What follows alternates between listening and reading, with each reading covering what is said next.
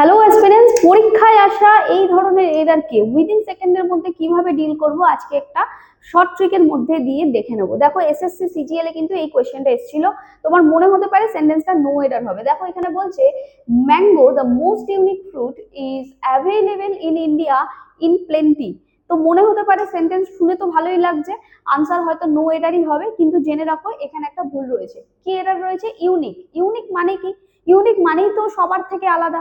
তাহলে আবার একে কোয়ালিফাই করার জন্য আমাকে মোস্ট বা মোর বা ফার এই ধরনের কোনো ওয়ার্ড কম্পেয়ার বা সুপারলেটিভ ডিগ্রিতে কিন্তু ইউজ করতে পারবো না, because unique itself is a comparative and superlative form itself. ঠিক আছে, তাই জন্য ইউনিক মানেই আলাদা, একে আর মোর বা মোস্ট ইউজ করছি না। যদি মোর বা মোস্ট না হয় তাহলে তো দাও এখানে বসাতে পারবো না, তাহলে আমাকে কি ইউজ করতে হবে? ইউনিক। Unique fruit. ওকে, তাহলে কোন পার্টে এরার রয়েছে? Error is in a part. I think clear করতে পেরেছি। এইরকমই কিছু শর্ট ট্রিক জানতে আজই সাবস্ক্রাইব করো আমাদের চ্যানেলটা এবং বন্ধুদের সাথে শেয়ার করো।